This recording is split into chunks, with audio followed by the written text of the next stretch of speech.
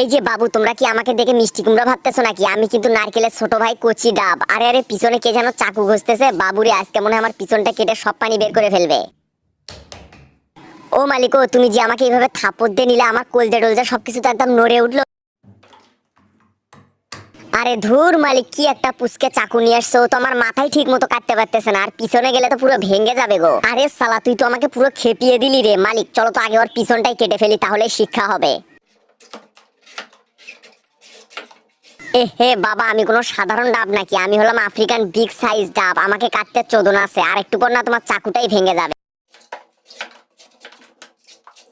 কি মালিক, পানি বের হচ্ছে না? কাটো কাটো, আর একটু কাটো, তাহলে পানি বের হবে। এই বাবু, তোমরা ভিডিওতে লাইক করে চ্যানেলটি সাবস্ক্রাইব করে।